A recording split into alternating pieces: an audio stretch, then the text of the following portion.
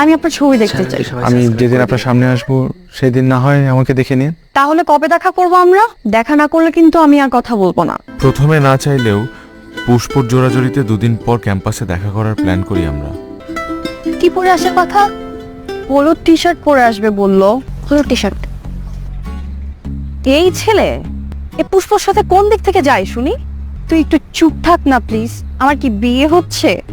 আমার সবার প্রথমে এটা জানা দরকার যে ছেলেটা কে। এই আরেকটা হলুদ টি শার্ট, এই ছেলে হবে মনে হয়। হ্যান্ডসাম এই ছেলে তো তাকাইলেও না আমাদের দিকে। আজকে আপনি আসলেন না কেন? আমি তো আসছিলাম, আপনি তো ফ্রেন্ড নিয়ে আসলেন, এটা তো কথা ছিল না। আচ্ছা কাল দেখা করেন, কালকে আমি একাই আসবো। কালকে তো আমি একটা জরুরি কাজে ঢাকার বাইরে যাচ্ছি। কখন আসবেন? এই তো 20-25 দিন পর আসবো। আপনি তো আমাদের ভার্সিটির, আপনি 20-22 দিন থাকবেন না? আপনার ক্লাস চলছে না? আমি সেমিস্টার ড্রপ দিব হয়তোবা। Okay bye. সেদিনের পর পুষ্প রাগ করে 3 দিন কথা বলেনি। আমি 2টা কবিতা লিখে পাঠিয়েছিলাম, কিন্তু কোনো রিপ্লাইও আসেনি। পুষ্পর প্রতি ভালো লাগাটা এখন আগের চাইতে অনেক বেশি, তাই অজানা একটা ভয় বারবার মনের কোণে উকি দিচ্ছিল।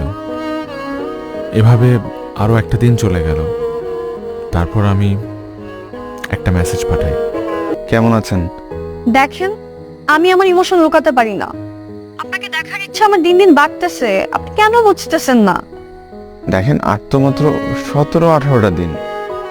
আমি চাই আপনার সাথে যেদিন আমার সামনাসামনি দেখা হবে সেদিনই আপনি আমাকে দেখবেন। কিন্তু কেন?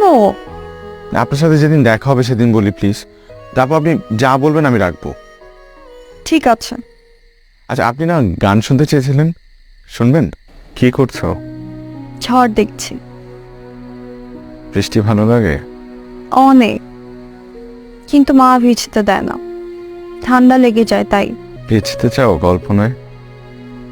সেটা কিভাবে? চোখটা বন্ধ করো, তার কল্পনা করো। একটা মেঘলা দিনে শুনশান রাস্তার মাঝে একা দাঁড়িয়ে আছো তুমি। দমকা হাওয়া বইছে, ঝুম বৃষ্টি। চ্যানেল দিয়ে সবাই সাবস্ক্রাইব করে দিবেন।